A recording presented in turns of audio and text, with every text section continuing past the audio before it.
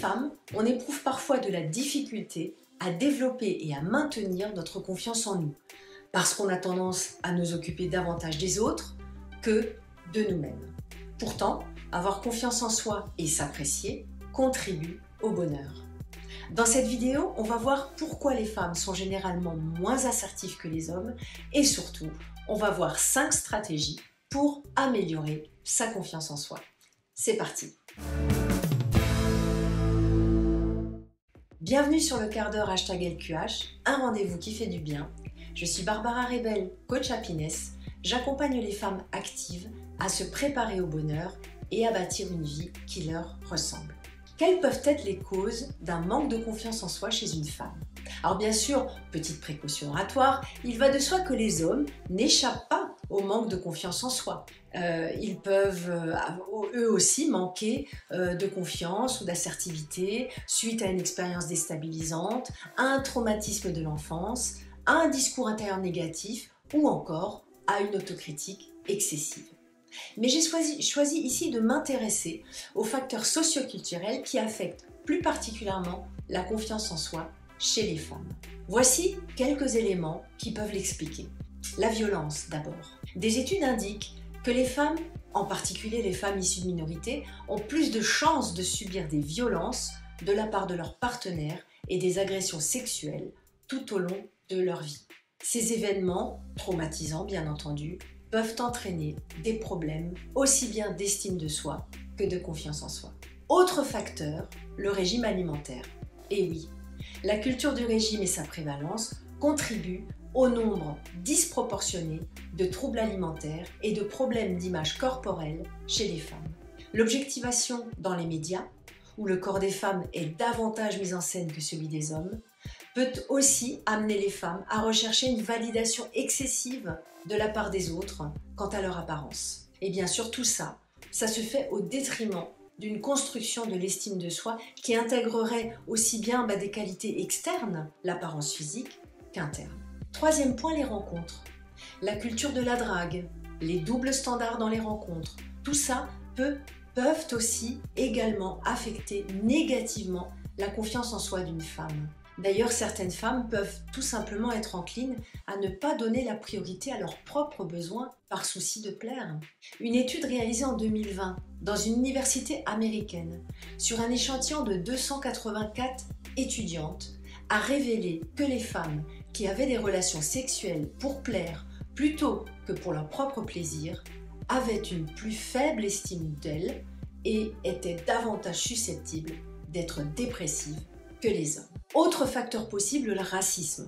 Les femmes de couleur sont particulièrement exposées au racisme, aux microagressions raciales, aux stéréotypes raciaux.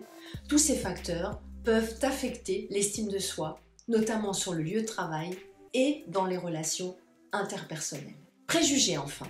Les femmes peuvent également avoir des préjugés qu'elles ont intériorisés. Elles peuvent avoir été conditionnées socialement à se comparer par exemple aux autres femmes.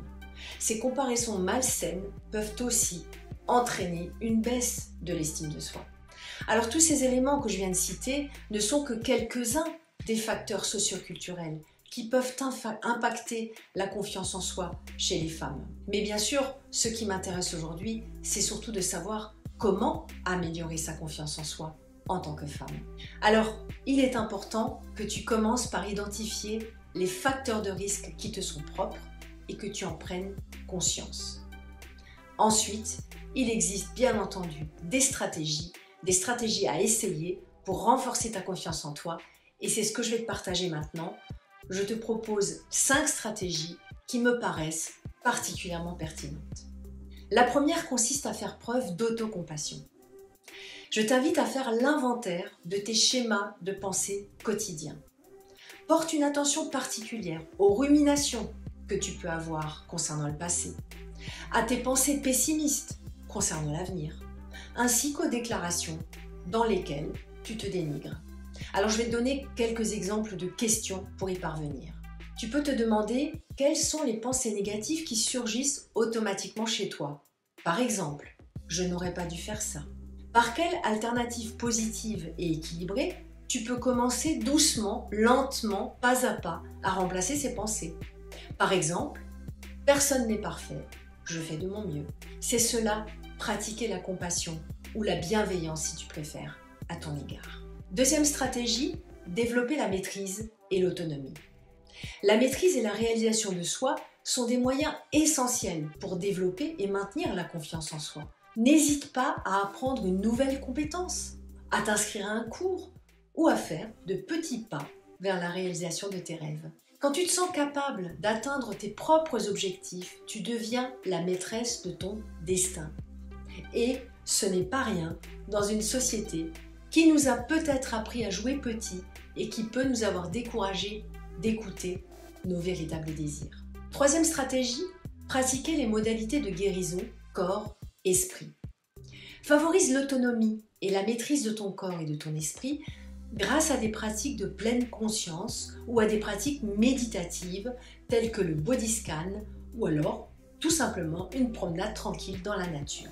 Tu peux aussi chercher un programme d'exercice qui te plaît, un cours de Zumba par exemple ou un cours de fitness sur YouTube. Ou alors tu peux tout simplement danser sur ta musique préférée. Une étude réalisée aux États-Unis en 2022 sur 352 participants a établi un lien entre l'exercice régulier et une meilleure estime de soi, une plus grande efficacité personnelle et une meilleure conscience du corps. Quatrième stratégie, s'écouter davantage. Comment conserver une bonne confiance en toi, une bonne estime de toi, lorsque tes limites sont constamment piétinées par les autres? Ou alors, quand tu renonces à tes besoins et à tes envies pour faire plaisir à autrui. Commence lentement, mais sûrement, à te détacher des interactions qui te prennent trop de temps et d'énergie. Tu peux t'entraîner aussi à dire non ou te poser la question suivante. Est-ce que je veux vraiment passer du temps avec cette personne? Ou alors est-ce que je me sens obligée de le faire? Cinquième piste, remettre en question ces stéréotypes. Identifier les croyances sociétales néfastes qui ont pu t'être inculquées quand tu étais plus petite et qui te freinent encore, eh bien ça aussi c'est indispensable pour renforcer ta confiance en toi. Plutôt que d'entrer en compétition avec les autres ou alors de te dénigrer, entraîne-toi à apprécier tes qualités uniques et à accepter ton caractère irremplaçable. Dresse une liste des qualités que tu admires chez toi par exemple, ou demande-toi ce que les autres remarquent et apprécient chez toi. Prendre conscience de qui tu es vraiment et des caractéristiques uniques que tu apportes au monde, ça va t'aider énormément à améliorer ton estime de toi et ta confiance en toi. En résumé, pour booster ta confiance en toi, il est essentiel de t'engager dans des activités qui favorisent un dialogue positif avec toi-même, qui te permettent de poser des limites saines, d'entretenir des relations nourrissantes et de pratiquer l'autocompassion dont on a parlé plus haut. Si tu as besoin d'un coup de pouce, j'ai développé un carnet de route en 3 mois sur ce thème avec des exercices à pratiquer chez toi à ton rythme et des séances de coaching personnel avec moi en visioconférence. Retrouve le lien vers ce carnet de route dans la description. Sur mon site thehappiness-factory.com, tu trouveras d'autres conseils de coaching ainsi que mes réseaux sociaux que je t'invite à suivre. Pour continuer à voir mes contenus et ceux des autres expertes, abonne-toi à la chaîne LQH, le quart d'heure, un rendez-vous qui fait du bien. Et si tu as aimé cette vidéo, like-la et partage-la. Merci à toi et je te dis à très vite. Bye bye.